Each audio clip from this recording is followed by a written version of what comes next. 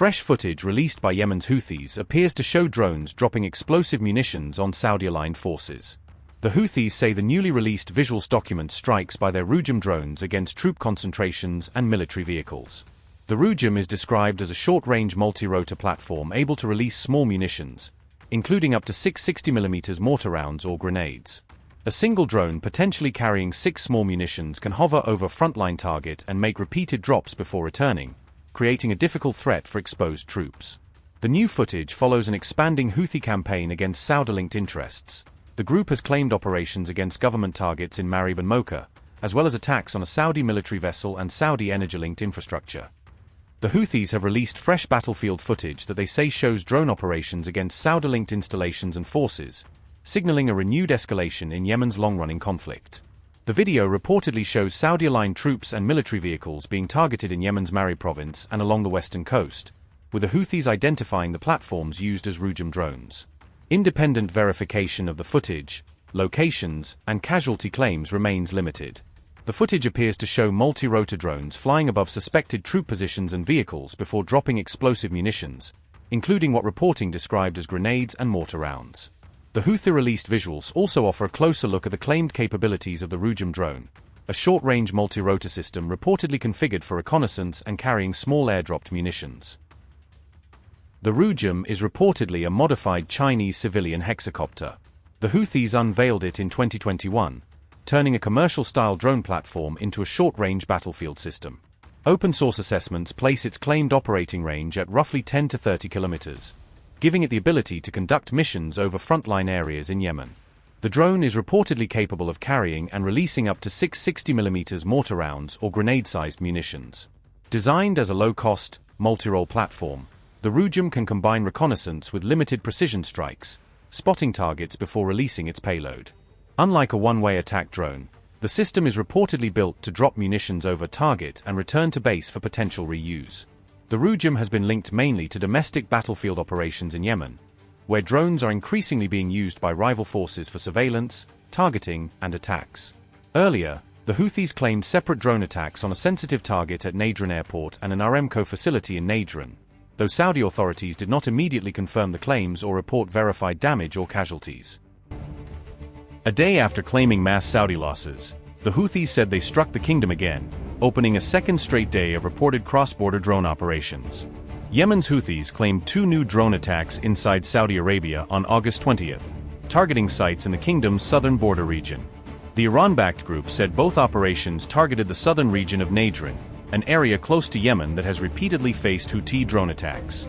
One drone operation targeted what the Houthis called a sensitive site at Najran airport, though the group did not identify the facility allegedly struck. A second drone operation targeted an Aramco facility in Najran, according to AFP, placing Saudi energy infrastructure back in the group's crosshairs. Houthi spokesman Yahya Sari claimed both drone operations achieved their objectives, presenting the attacks as successful retaliatory strikes against Saudi targets. Sari linked the attacks to alleged Saudi drone incursions over Yemen's Sada governorate, accusing Riyadh of repeatedly violating Yemeni airspace. The Houthis warned they would continue responding to any incursions into Yemeni airspace, signaling that more drone attacks could follow if the violations persist. The Najran claims came just a day after the Houthis announced other attacks on Saudi forces, widening their reported campaign against the kingdom and its allies.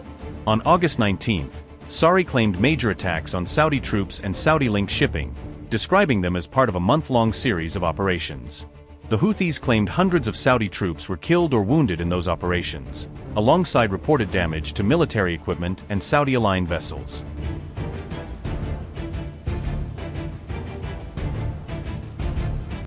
Yemen's internationally recognized government has issued a stark claim amid rising tensions, warning of a possible Houthi move near Bab al-Mandeb. The government's information minister claimed Houthi rebels are plotting to seize territory near Bab al-Mandeb, potentially expanding their strategic reach. The minister told AFP that the Iran-backed proxy is seeking to expand its presence along Yemen's Red Sea coast and nearby strategic areas. If true, the move could give the Houthis tighter control over the crucial shipping route, raising concerns for regional trade and security. The Houthis could also threaten Saudi Arabia's oil exports by placing greater pressure on the Red Sea route, adding another layer to the crisis.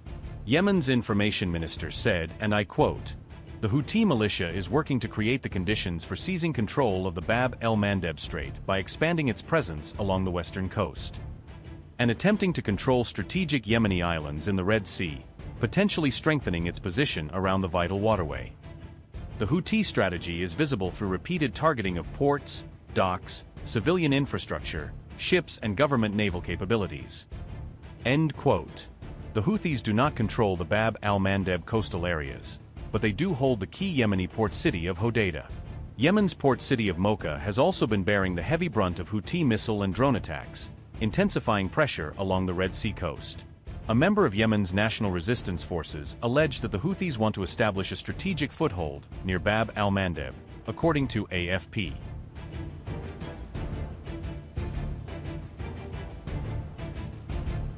In a major twist, Houthi military sources reportedly confirmed that an operation is indeed ready to take off, raising fresh questions over its objective. However, the Houthis allege that the operation is intended to seize areas south of Hodeidah rather than directly capture Bab al-Mandeb, according to AFP. Around 2,000 Houthi fighters are reportedly ready for deployment along Yemen's western coast, AFP claimed, potentially signaling a major mobilization. A Yemeni official alleged that the Houthis want to turn Bab al-Mandeb into another Strait of Hormuz, transforming the strategic waterway into a major pressure point. If the Houthis gain greater control, their ally Tehran could stand to gain the most, with increased strategic access to the Bab al-Mandeb and Red Sea corridor. Upgrade your news experience with the all-new HT app. Download now.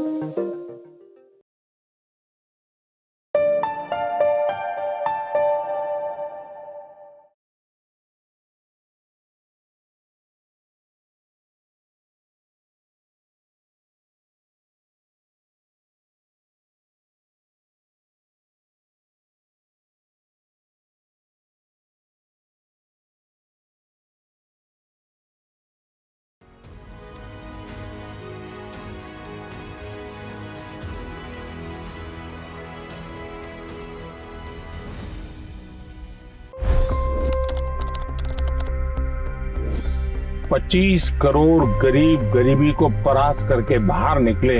For the good of our nation, let's work together and let's truly make America great again.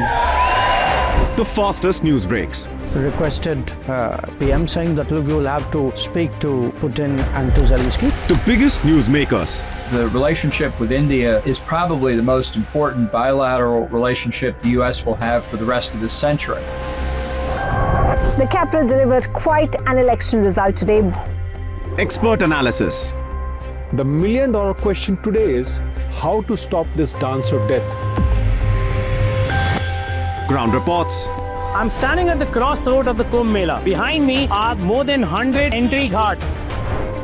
Long-form interviews. Exclusionary politics is reflected in Manipur case as well. You don't bother because this is a small state.